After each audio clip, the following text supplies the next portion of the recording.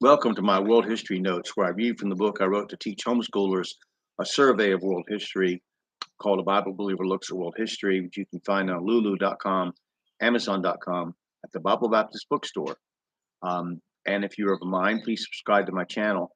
This is a survey course, and really I'm going to miss a lot of things. Hopefully, if I live long enough, I'll come back on special topics. There's so many details I'd like to go into. Um, but for now, we're going to just kind of skim the surface like we've been doing. I hope this inspires you to start studying world history if you don't already are expert at certain things, and just look up the names and try to find out things. I'm currently reading a book by Elie Wiesel, who was a survivor of Auschwitz, and he has a bunch of names in his memoirs that important Jewish people after World War II, and I'm looking forward to finishing that book so I can start digging into each name, find out what they did and who they were. It's just very important to me. It's sort of like history, like looking for clues at the scene of a crime almost. So anyway, let's begin today. We're talking about religion in the early 20th century, late 1800s, early 1900s. Um, some of the more, and after World War One, some of the more influential forces in religious thought in the early part of the century were great evangelists concerned about fighting the tide of liberalism in thought and behavior. Their opponents were ministers who tried to unite modernistic beliefs like evolution and humanism, plus popular culture with faith, to produce something appealing to people's uncertainty over the modern world, and often to push forward a drive for social change, but always appealing to the lowest common denominator. Hegel's thesis, traditional religious faith and practice in this context, meets antithesis, or modern liberal attitudes toward morality and belief in the theory of the animal origins of man, producing synthesis, a modern mongrelized form of religion that would be alien to a person just a century before. A religion that has one foot in atheism and one foot in faith, without any final authority other than a person whose intellect and speaking ability appeals to its practitioners. Great preachers of salvation and faith in the Lord Jesus Christ, however, as opposed to this modern religion, were Billy Sunday, J. Frank Norris, Mordecai Ham, and Bob Jones Sr., among others. Sunday, a former professional baseball player, became an influential mover and shaker in the movement toward prohibition, although alcohol was not the only thing on which he preached. My great grandfather ran on the Prohibition Party ticket for a local office, and I think it was 1916 in Somerset County, Maryland. So it was a big deal back then.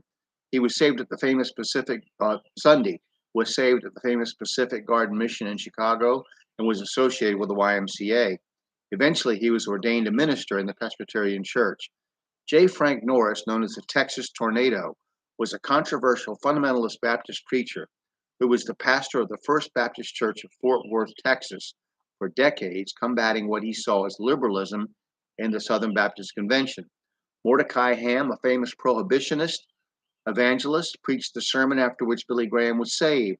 Bob Jones Sr. was the fiery Methodist evangelist who founded Bob Jones University. Clarence Larkin, Baptist Bible commentator and author, published his landmark Dispensational Truth and several Bible commentaries in the early part of the century. Modern end times commentators like Hal Lindsey borrow heavily from his exhaustive approach to the books of Revelation and Daniel. I am sure there are many other very important soul winning evangelists.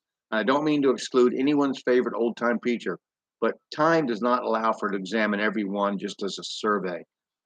We'll dig into more, hopefully, in special topics. On the other hand, one of the most important liberal preachers mentioned before, a supporter of evolution, modernism, and a denier of the supernatural fundamentals of the Bible, was Harry Emerson Fosdick, whose famous sermon, Shall the Fundamentalists Win?, was in opposition to everything the former mentioned men believed.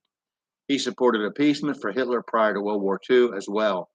The American Standard Version of the Bible was first published in 1901, based on the Revised Version of Westcott and Hort.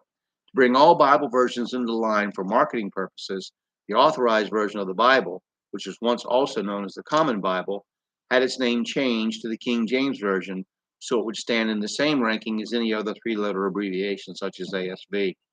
So we are going to get more detail certain aspects of religion. I have a special topics, a couple of classes or sessions coming up.